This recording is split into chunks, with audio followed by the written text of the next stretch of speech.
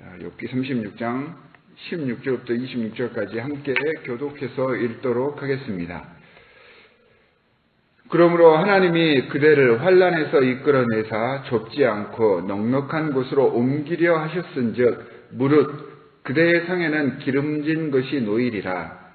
이제는 악인의 받을 벌이 그대에게 가득하였고 심판과 정의가 그대를 잡았나니 그대는 분노하지 않도록 조심하며 많은 뇌물이 그대를 그릇된 길로 가게 할까 조심하라.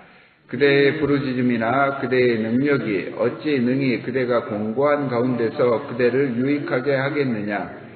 그대는 밤을 사모하지 말라. 인생들이 밤에 그들이 있는 곳에서 끌려가리라. 삼가 악으로 치우치지 말라. 그대가 환난보다 이것을 택하였느니라.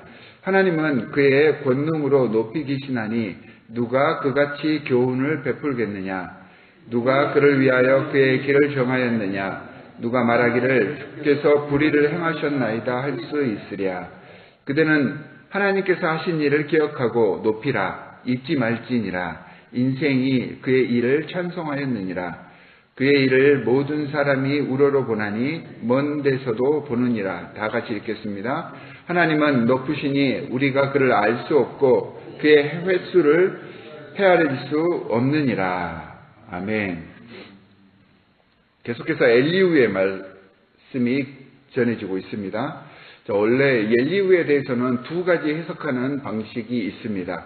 하나는 그 엘리후가 다른 친구들과 비슷한 입장으로 보는 것입니다. 왜냐하면 엘리후의 모든 글의 내용이 욥의 다른 친구들이 이야기했던 내용과 그 내용상으로는 별로 차이가 없기 때문에 그렇게 보는 입장이 있고, 또 다른 하나는 욥과 친구들 그리고 하나님 사이를 중개해 주는 역할을 엘리후가 한다라고 보는 입장이 있습니다. 이렇게 이제 두 가지 성서 해석 방법으로 이 엘리후의 말씀을 보고 있는데요.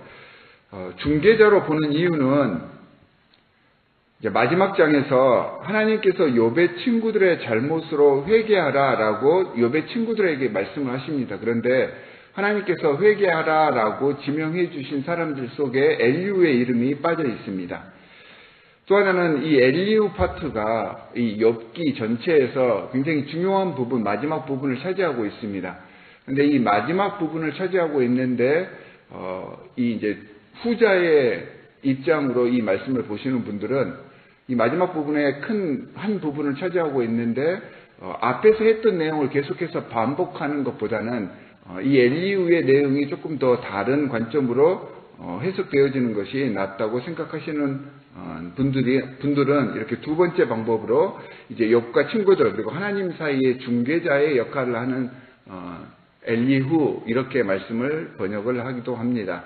저는 이제 첫 번째보다는 두 번째 입장으로 이 엘리후의 말씀을 읽어보겠습니다. 이 엘리후를 중개자로 이해하고 말씀을 살펴보다 보니까 그런 식으로 다시 한번 쭉 읽어보면 엘리후의 표현 방식과 그 태도가 참 좋아 보입니다. 똑같은 말을 하고 물론 다른 친구들과 별로 큰 차이가 없어 보이기는 하지만 비슷한 내용의 권면과 충고를 하는데 이렇게 관점을 달리해서 읽어보면 마치 다른 말을 하고 있는 것 같습니다. 때로는 글 속에 저자의 태도가 보일 때가 있습니다. 오늘 말씀이 시작하는 16절 말씀을 살펴보면 다른 친구들이 욥을 대하는 태도와 조금은 다르다라는 것을 느낄 수가 있습니다. 욥을 위로하고 타이른다라고 볼 수가 있죠. 자신의 주장을 위해서 상대를 압박하거나 일단 죄인 취급을 하지 않습니다. 물론 욥의 잘못된 부분에 대해서는 분명하게 그 근거를 밝히면서 알려주고 있지만 기본적으로 엘리후는 욥의 입장에서 이야기를 하고 있습니다. 욥이 의인으로 살려 했던 그 노력도 인정을 해주면서 비난을 할 때 비난을 합니다.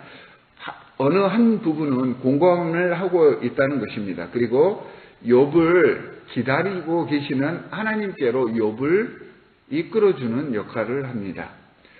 신앙인의 삶, 복음 증거의 삶이 이런 태도와 함께 나아가는 삶입니다. 그러니까 중개하는 삶이 사실은 우리 믿는 신앙인들 그리고 교회의 역할입니다. 교회를 하나님께서 이 땅에 세우신 것은 이 땅에 하나님의 나라를 확장시키기 위한 전초기지로 세우셨는데, 전초기지라고 하는 것은 교회와 세상을 연결해주는 다리의 역할을 한다는 의미가 있습니다. 예수님께서 이 땅에 오신 목적과 이유가 화목제물의 삶을 살기 위해 오셨다고 제가 계속해서 말씀을 드렸습니다. 자신을 희생하고 모든 이에게 평화를, 그리고 화해를, 하나됨을 선사하는 삶이 바로 이 중개자의 삶, 화목제물의 삶입니다. 이를 위해서는 내 안에 있는 지적인 능력이나 내가 무엇을 알고 있느냐, 이런 게 중요한 것이 아니라 내가 아는 바를 어떻게 표현해내느냐가 더 중요합니다. 설교 말씀을 전할 때 똑같은 원고를 가지고 다른 사람들, 서로 다른 설교자에게 읽게 해보면 글자 한자 다르지 않은 원고인데도 전해지는 메시지가 다 다릅니다. 영향력이 다릅니다. 그러니까 어떻게 표현했는지가 이런 결과를 만들어내는 것입니다. 우리의 언어 생활, 그리고 우리 일상에서 다른 이들을 대하는 우리들의 태도는 어떤지 돌아볼 수 있어야 합니다. 잘못된 표현으로 우리의 진심이 왜곡되게 해서는 안 됩니다. 더더욱이 신앙인으로서 우리의 태도로 인해 실족하는 사람들이 있게 해서는 안 됩니다. 엘리후를 중개자로 보면서 엘리후의 말씀을 읽어보면 엘리후는 비록 다른 친구들에 비해서 나이는 어렸지만 이런 영적인 삶의 태도를 깨우친 지혜로운 중개자가 아니었나, 이렇게 해석을 해볼 수도 있습니다. 우리가 고난받았을 때 우리를 더 무너지게 하는 것이 분노하는 것임을 엘리후는 18절에서 알려줍니다. 18절의 표현 방식도 모범적입니다. 화내지 마, 분노하지 마, 이렇게 말하지 않습니다. 그대는 분노하지 않도록 조심하십시오, 이렇게 말을 건네고 있습니다. 강요하지 않습니다. 상대의 마음을 어루만지며 필요한 말을 최대한 공손한 어투로 표현하고 있습니다. 다른 세 친구들은요, 똑같은 말을, 사실은 별 차이가 없습니다. 엘리후가 했던 말과 크게 차이가 나지 않는데 그 이제 뉘앙스가 좀 다르다는 것이죠. 다른 세 친구들은 죄 지은 사람이 무슨 말이 그리 많냐, 너는 죄인이다, 무조건 빌어라, 죄인이 왜 그렇게 자신의 주장을 해대냐라고 윽박질렀다면, 엘리후는 19절에서 그대의 불평과 불만으로 가득 찬 부르짖음이 고난 중에 있는 당신에게 무슨 유익이 있겠습니까? 라고 이야기를 하면서 24절에서 불평과 불만 대신에 하나님께서 하신 그 말을 기억하십시오.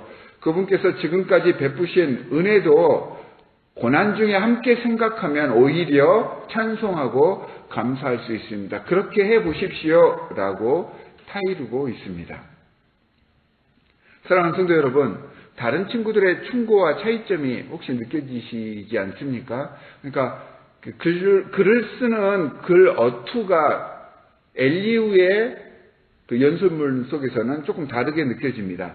이 말 후에 이제 오늘 본문 말씀 마지막인 26절에서 하나님은 높으시니 우리가 그를 알 수 없고 그의 횟수를 헤아릴 수 없느니라 라고 마무리를 하고 있습니다. 이 구절은 그냥 단순한 마무리가 아니고요. 하나님은 높으시니 우리가 그를 알 수 없고 그의 횟수를 헤아릴 수 없느니라, 이 말씀을 되뇌어 보면 떠오르는 우리가 잘 아는 찬양이 있습니다. 그러니까 하나님은 너를 만드신 분, 너를 가장 많이 알고 계시며 하나님은 너를 만드신 분, 너를 가장 깊이 이해하신단다. 하나님은 너를 지키시는 분, 너를 절대 포기하지 않으며 하나님은 너를 지키시는 분, 너를 쉬지 않고 지켜보신단다. 그의 생각 셀 수 없고 그의 자비 무궁하며 그의 성실 날마다 새롭고 그의 사랑 끝이 없단다. 이 찬양이 생각이 납니다. 이 찬양은 사실은 축복의 기원의 찬양입니다. 그래서 저는 이 하나님은 높으시고 우리가 그를 알 수 없고 그의 횟수를 헤아릴 수 없느니라, 이 말씀을 생각하면서 이 말은 엘리후의 욥에 대한 축복의 기원이 아닌가라고 묵상을 해봤습니다. 엘리후의 권면과 충고 속에는 하나님의 인간을 향한 배려와 기다림, 그리고 하나님의 마음, 하나님의 그 사랑의 마음이 포함되어 있습니다.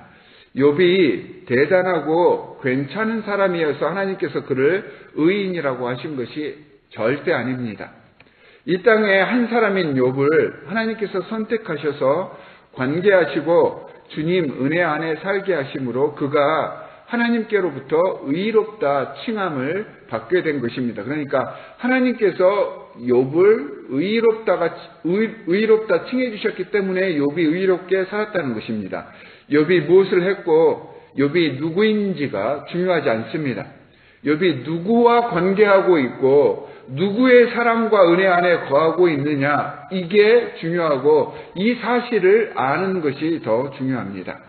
즉 욥의 신앙의 대상인 하나님이 누구신지, 예수 그리스도가 어떤 분인지를 알고 느끼고 깨달아서 그 느낀 바를 행하는 것, 이것이 참 신앙이 되는 것입니다. 물론 유한한 우리가 어떻게 하나님의 창조의 권능, 그 전지전능하심과 무한하심의 신비를 알 수 있겠습니까? 그러나 확실하게 알 수 있는 것 하나가 있습니다. 하나님이 우리에게 생명을 주시는 분이고 은혜를 베풀기를 간절히 원하시는 분이라는 사실입니다. 이 사실을 깨우쳐서 주님의 은혜 가운데 그 은혜를 우리 삶 속에 실천하시는 우리가 됩시다. 주님을 바로 알게 되어 우리가 주님의 은혜로 살아갈 수 있었음을 고백하는 것, 그 순간부터 우리는 의로운 사람이 되는 것입니다. 이렇게 의롭다 일컬음을 받는 사람들은 엘리후처럼 배려하고 세워주며 사랑하며 축복하는 삶을 살게 되어 있습니다. 사랑하는 성도 여러분, 지금까지 지내온 것 주님의 크신 은혜입니다. 주님은 우리에게 생명을 주시고 죽음을 극복하며 그 너머에 영원한 생명을 허락하시는 분입니다.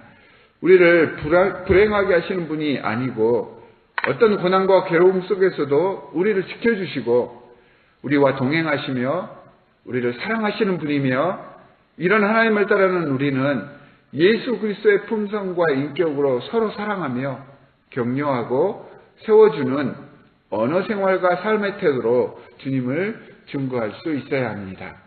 예수님께서 우리를 위해서 희생하시며 숨겨주셨듯이 우리의 언행을 통해서 주님의 향기를 세상에 전달하며 복음을 증거하는 하나님의 귀한 백성들이 되시기를 주 예수 그리스도의 이름으로 간절히 축원합니다.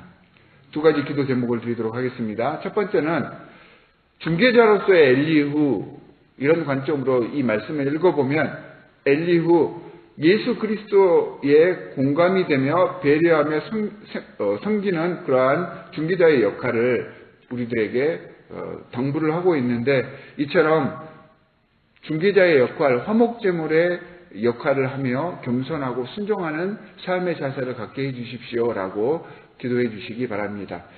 그리고 이제 두 번째 기도 제목은 2021년도 삶을 돌아보면서 이제 얼마 남지 않은 올 한 해를 잘 마무리할 수 있도록 기도하시기 바랍니다. 기도와 말씀으로 이 한 해를 마무리할 수 있도록 해주십시오. 나를 성찰해 볼 수 있도록 해주십시오라고 기도하시기 바랍니다. 함께 두 가지 기도 제목을 가지고 기도하도록 하겠습니다. 하나님 아버지, 정말로 감사합니다. 오늘 말씀을 통하여서 새로운 관점으로 성경을 다시 한번 읽어볼 수 있도록 해주시고 이 말씀 속에서 중개자의 사명과 역할을 깨닫게 해주셨습니다. 예수 그리스도께서 이 땅에 오셔서 하나님과 우리 사이에 다리가 되어주시사 우리를 화해시켜 주셨듯이 우리의 삶이 겸손하고 순종하는 모습으로 주를 믿지 않는 불쌍한 심령들과 이 교회를 연결시키고 주님과 연결시킬 수 있는 귀한 하나님의 사역자의 삶을 살아갈 수 있도록 주님 도와 주시옵소서. 주님 앞에서 더욱더 우리의 언행을 조심하겠습니다. 주님께서 이 땅에서 보여주셨던 자원하며 섬기며 모든 것들을 희생해 주셨던 그 모습이 말씀을 통하여서 우리 안에 들어와 우리의 삶을 바꾸고 우리의 겸손한 모습을 통하여서 많은 사람들이 주님 앞으로 나아올 수 있도록 하여 주시옵소서. 성령으로 우리를 이끌어 주실 줄 믿사오니 함께하여 주시옵소서. 하나님, 2021년도 한 해도 주님께서 함께하여 주시사 은혜 가운데 거할 수 있도록 해주셨습니다. 주님 앞에 모든 것들을 다 내려놓고 우리의 한 해를 돌아보며 말씀과 기도로 성찰하는 나머지 2021년 연말이 될 수 있도록 주님께서 함께하여 주시사 새롭게 성찰하여서 변화된 모습으로 주님께서 허락해 주신 새로운 2022년도를 맞이하며 새로운 비전과 함께 주님께 달려가는 하나님의 참 신앙의 경주자 될 수 있도록 주님 역사하여 주시옵소서. 오늘도 이렇게 험한 날씨 속에서도 주님께 간구하며 주님께 예배하기 위하여 주님의 성전에 올라온 하나님의 백성들이 있습니다. 하나님, 이들 머리 위에 안수하여 주시옵시고 그 가정을 지켜보아여 주시옵시사 그들의 주위에 청군처사로 지켜보아여 주셔서 세상의 잘못된 세력들이 틈타지 못하게 하여 주시옵시고 이들이 간절히 바라는 하나님께 기도하는 모든 기도의 제목들이 아름다운 결실을 맺을 수 있도록 주님 복에 복을 더하여 주시옵소서. 오늘 하루도 주님께서 기뻐하시는, 주님께서 원하시는 참된 신실한 삶을 살 것을 간절히 바라오며 우리를 구원하신 주 예수 그리스도의 이름으로 간절히 기도하옵나이다. 아멘.